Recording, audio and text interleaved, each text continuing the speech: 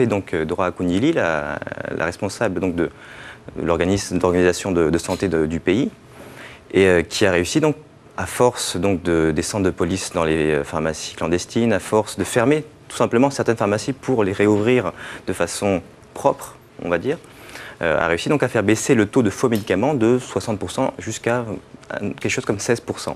Mais reste que ce gaillard-là, avec ses médicaments placés sur ce piédestal, là, en quelque sorte, lui, il est dans la rue et on sait que malheureusement, ce qu'il propose n'offre aucune sécurité pour la santé et pour autant, bon, bah, on ne l'arrête pas. C'est moins cher, donc les gens achètent et effectivement, on ne l'arrête pas.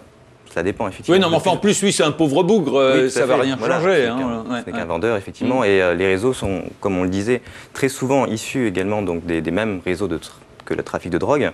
Et donc, la lutte, c'est un marché très obscur, très noir, et la lutte donc, contre ce genre de marché clandestin est extrêmement difficile. Mais ne peut-on pas imaginer qu'il y ait la connivence de certaines autorités, car on s'enrichit grâce à la corruption et par conséquent on ferme les yeux sur telle ou telle information et on favorise l'édification d'un site clandestin. Parce que comment peut-on imaginer, même si on est sur un vaste territoire, que ce soit la Chine et l'Inde, que des gens puissent fabriquer à la chaîne des médicaments sans que ce soit repérable ? Oui, il y a effectivement des connivences, il peut y avoir de la corruption, ça a été le cas entre autres au Vietnam à une époque. Et oui, le gouvernement va fermer les yeux sur de tels agissements, tout comme certains gouvernements ferment les yeux aussi sur le trafic de drogue. Voilà, mais alors on prend la Russie par exemple, c'est complètement fou parce que là ce sont les laboratoires officiels qui payent en heures supplémentaires leurs employés pour fabriquer plus de médicaments qu'ils vont vendre ensuite au marché noir. C'est ça, en fait. En Russie, donc, on estime que quasiment 10% en fait, des médicaments vendus en général sont des faux.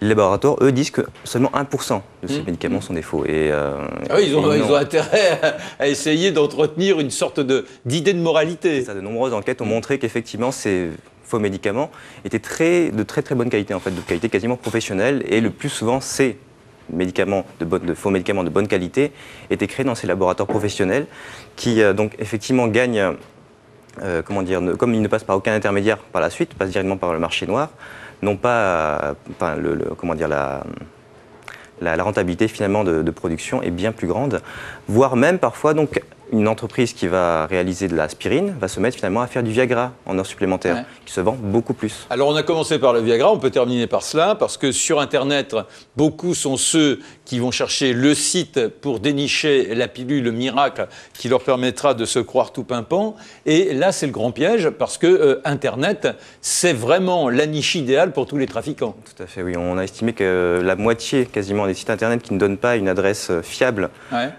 physique vendaient des faux médicaments.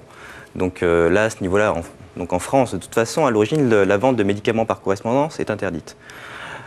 L'AFSAPS et les pharmaciens, l'ordre des pharmaciens en général, préconisent donc à tous les internautes de ne pas acheter. Oui, mais bon, bien sûr, mais on se dit, eux, c'est leur intérêt, et on oublie que Internet n'est pas contrôlé, n'est pas contrôlable, et que par conséquent, c'est vraiment un nos risques et périls, quoi. Hein. Voilà.